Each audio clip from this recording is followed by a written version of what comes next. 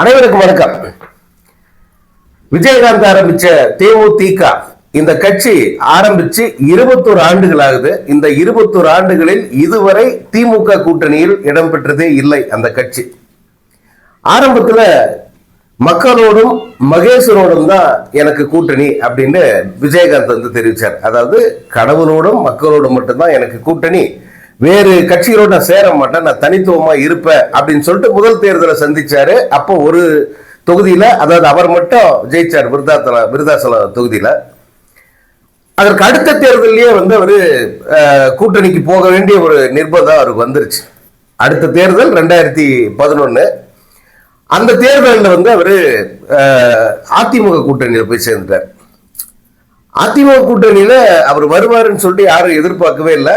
அது ஒரு பொருந்தா கூட்டணியா இருந்தா கூட அந்த தேர்தலில் ஜெயலலிதா ஜெயிப்பதுக்கு வந்து அது ஒரு முக்கியமான ஒரு காரணமா அமைஞ்சது.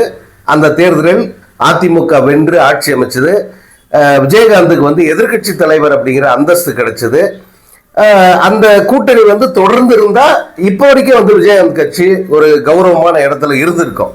ஆனா அந்த உடன்பாட்டை வந்து பாதிலேயே வந்து அவங்க முடிச்சுக்கிட்டாங்க. சட்டமன்றத்தில் விஜயகாந்த் பேசின பேச்சு, ஜெயலலிதாவுக்கு எதிராக அவர் பேசினது, நடந்து கொண்ட விதம், அது அனைத்தும் வந்து எல்லோருமே முகம் சுளிக்க வைத்தது. ரொம்ப அரசியல் அநாகரிகம் அப்படின்னாங்க. அவருடைய வீழ்ச்சி, அப்போ தொடங்கின வீழ்ச்சி, அதுக்கப்புறம் வந்து நிற்கவே இல்லை. அவர் மறைந்துட்டாரு. மறைந்த பிறகு அந்த கட்சிக்கு பிரேமலதா முழு பொறுப்பெடுத்து அவங்க வந்து இப்போ கட்சியை நடத்திக்கிட்டு இருக்காங்க.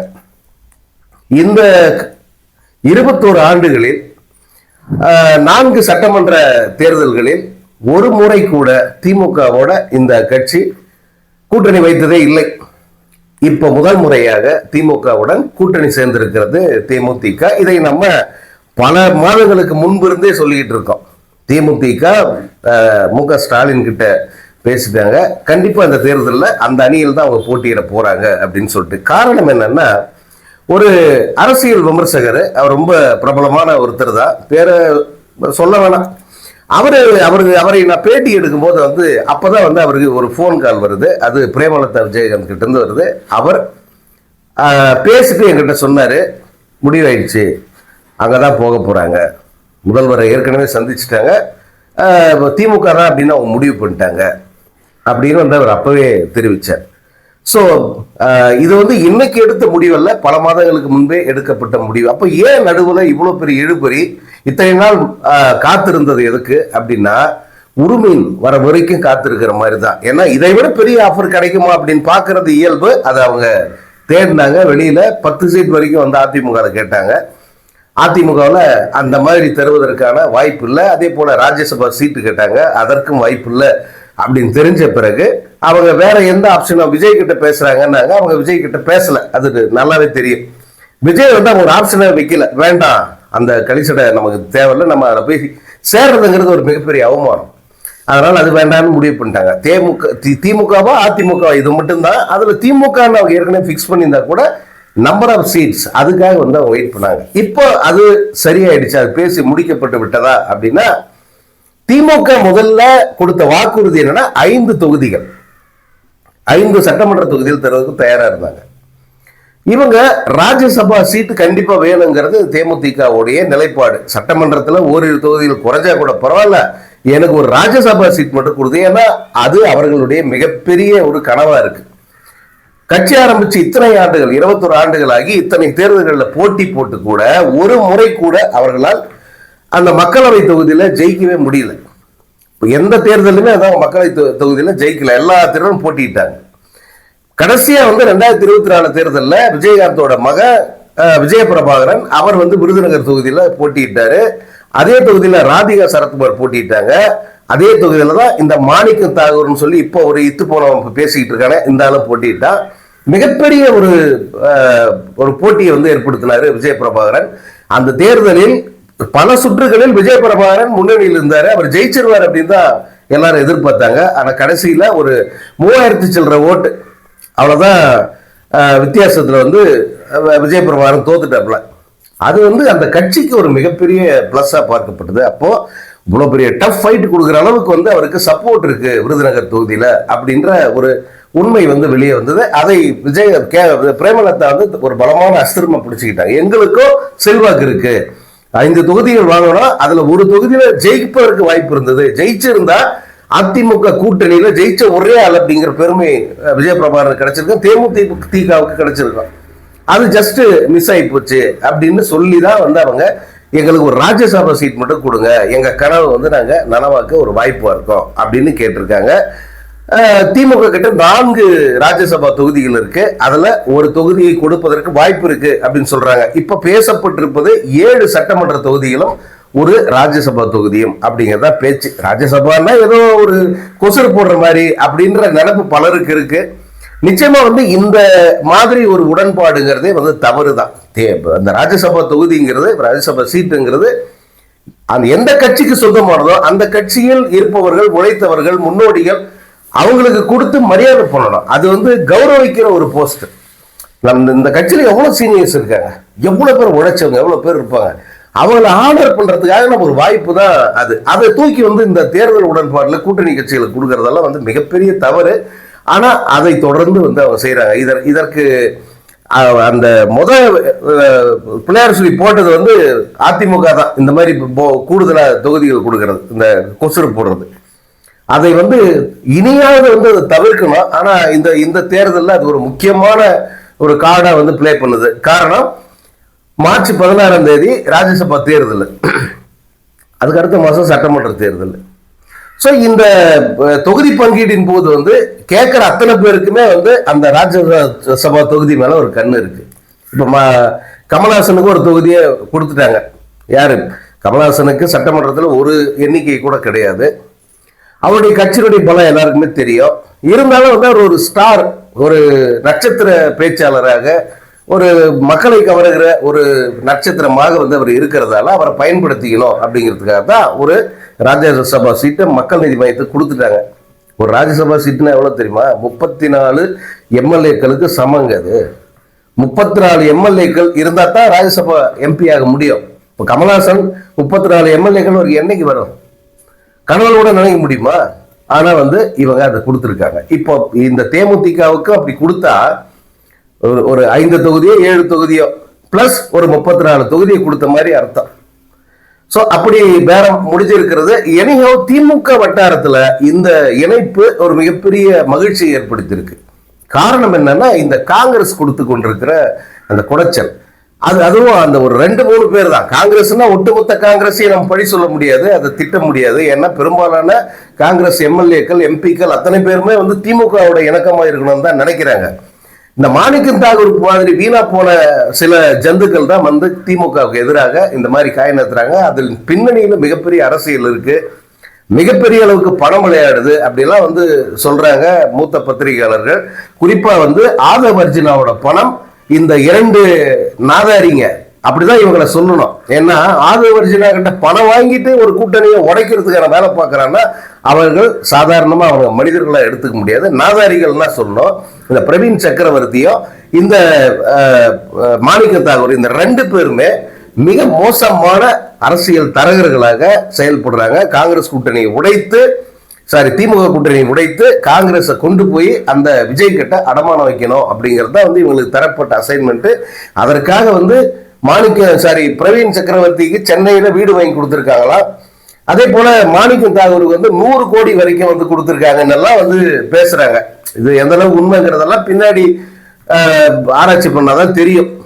புலன் விசாரணை செஞ்சு இதை தெரிஞ்சுக்க வேண்டியது வந்து காங்கிரஸ் கட்சியினுடைய மேலிடம். ஆனா அந்த மேலிடம் வந்து மிக மட்டமான ஒரு இடமா இருக்குதா இப்ப தெரியுது.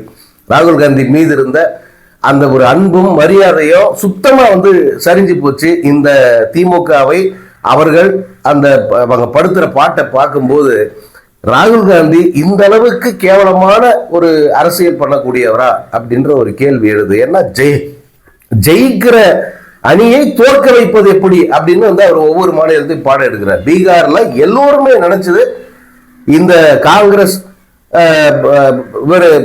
அந்த கூட்டணி தான் வந்து ஜெயிக்கும் அப்படின்னு சொல்லிட்டு அவ்வளவு உறுதியாக எல்லோருமே நம்புறாங்க.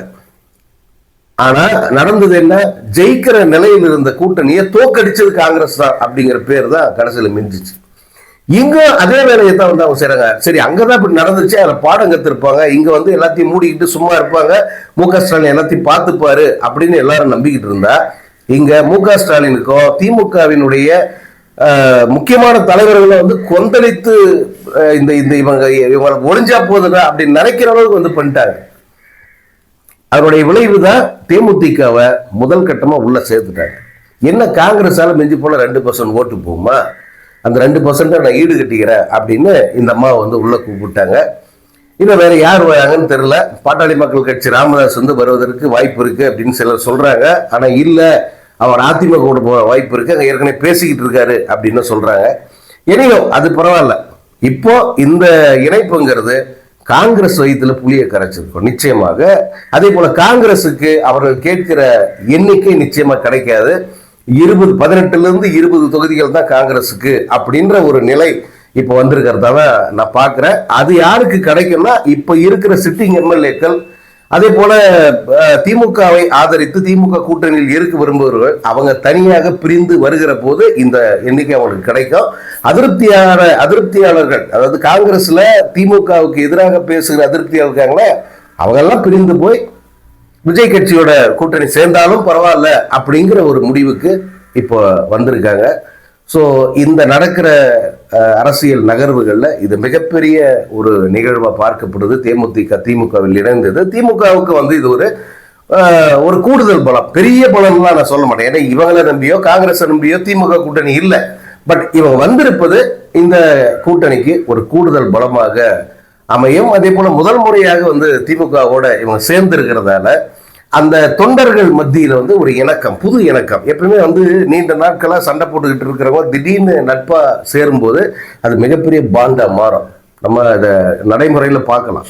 மிகப்பெரிய ஒரு இணக்கமாக அது மாறும். அப்படி ஒரு கெமிஸ்ட்ரி நடப்பதற்கு பெரிய வாய்ப்பு இருக்கிறத தான் பார்க்குறேன். தேமுதிக வந்து திமுக கூட்டணிக்கு போனதுங்கிறது மிகப்பெரிய அதிர்ச்சியா மாறி இருக்கு. எடப்பாடி பழனிசாமிக்கும் சரி, அல்லது அவங்க கூட்டணியில் இருக்கிற மற்ற கட்சிகளுக்கும் சரி. அதில் தமிழிசை வந்து ஆழ்ந்த அனுதாபங்கள் அப்படியெல்லாம் வந்து சொல்லியிருக்காங்க. உண்மையில் ஆழ்ந்த அனுதாபங்கள் வந்து அதிமுக கூட்டணிக்கு தான். காரணம், அவர்களுக்கு ஏற்கனவே வெற்றி வாய்ப்புங்கிறது இல்லை. இதில் கொஞ்சம் கணிசமான இடங்கள் கிடைக்குமா? அவர் பழனிசாமி பொறுத்த வரைக்கும் தனக்கு எதிர்கட்சி தலைவர் பதவி திரும்ப கிடைச்சாலே போதும் அப்படிங்கிற மனநிலையில் தான் வந்து அவர் இப்போ இருக்கார். முதல்வர் ஆகிடுவோம், அல்லது நம்ம அதிகாரத்துக்கு வந்து மீண்டும் வந்து இந்த தமிழ்நாட்டை ஆளுவோம் அப்படிங்கிற கனவெல்லாம் வந்து அவருக்கு கிடையாது. அவருக்கு வந்து என்னன்னா, இந்த கட்சிக்குள்ள அவருக்கு எதிரான ஒரு சக்தியாக வந்து யாரும் இருந்துடக்கூடாது. கட்சிங்கிறது ஏகபோகமாக தன்னுடைய கட்டுப்பாட்டில் இருந்தால் போதும் அப்படின்றது தான் அவருடைய நிலை. இப்போ இந்த தேர்தலில் அதிமுக எதிர்கட்சி வரிசைக்கு போனாலும் பாஜகவை கழட்டி விடுறது வந்து மீண்டும் அவங்க வராத அளவுக்கு பார்த்துக்கணும். அப்படின்னா இந்த தேர்தலில் தோத்தாதான் வந்து அதற்கு வாய்ப்பு இருக்குது. இந்த தேர்தலில் தோல்வியுற்று அடுத்த தேர்தலில் வந்து நம்ம வேற யாராவது வலுவான ஒரு கட்சியை கூட சேர்த்துக்கிட்டு நம்முடைய தலைமை, யாரும் கேள்வி கேட்க முடியாத ஒரு தலைமையாக வந்து நம்ம மாறணும் அப்படிங்கிறது எடப்பாடி பழனிசாமியுடைய எண்ணம். இப்போ 2029 தேர்தல் அல்லது அதுக்கப்புறமா இருக்கிற சட்டமன்ற தேர்தல், இதில் வந்து இவங்க பாஜக தவிர்த்து விட்டு வேறு யாராவது கட்சிகளை வந்து நம்ம கூட சேர்த்துக்கிட்டு நம்ம வந்து அவங்க கேள்வி கேட்குற இடத்துல இல்லாமல் நம்ம வந்து அவங்கள டிக்டேட் பண்ணுற இடத்துக்கு போயிடணும். ஏன்னா இப்போ பார்த்தீங்கன்னா என்னதான் அதிமுக தலைமையில் கூட்டணி, நான் தான் முதல்வர் வேட்பாளர் அப்படின்னு சொன்னால் கூட அதை பாஜக வந்து ஒரு இடத்துல கூட என்டோஸ் பண்ண மாட்டேன்றாங்க. எடப்பாடி பழனிசாமி தான் முதல்வர் வேட்பாளர், இது அதிமுக கூட்டணி தான், அப்படி அதிமுக தலைமையிலான என்டிஏ கூட்டணி அப்படின்னு வந்து அவங்க ஒரு இடத்துல கூட சொல்ல தயாராக இல்லை. ஸோ அப்படி ஒரு ஆளுமையான ஒரு இடத்துல நம்ம இருக்கணும் அப்படின்னு வந்து எடப்பாடி விரும்புகிறாரு. ஸோ இந்த தேர்தல் ஒழியிட்டோம், அடுத்ததில் பார்த்துக்கலாம் அப்படிங்கிற மனநிலை அவருக்கு போயிட்டார். அதனால் இந்த பிரேமலதா அங்கே போனதுங்கிறது நம்மக்கிட்ட வந்திருந்தா இன்னும் கொஞ்சம் கான்ஃபிடென்ட்டாக இருந்திருக்கலாம். இப்போ அதுக்கு கூட வழி இல்லாமல் போயிடுமோ அப்படிங்கிற ஒரு பயத்தில் வந்து எடப்பாடி பழனிசாமி இருக்காரு. செய்தியாளர் கேட்டபோது கூட உடனடியாக அவரால் ரியாக்ட் பண்ண முடியல, அப்புறமா பேசுகிறேன் அப்படின்னு சொல்லிட்டு போயிட்டாரு. மற்ற கட்சிகள், அதாவது எதிர்வரிசையில் கட்சிகளுக்கெல்லாம் வந்து இது ஒரு ஷாக்காக இருக்குது. ஏன்னா ஜக்கி வாசன் கூட்டத்தில் பிரேமலதா இருந்தாங்க, கூட எஸ்பி வேலுமணி இருந்தார். அதனால் வந்து அங்கே கூட்டணி உறுதியாயிடுச்சு அப்படியெல்லாம் வந்து சொல்லிட்டு இருந்தவங்களுக்கு இது ஒரு பெரிய ஷாக் தான்.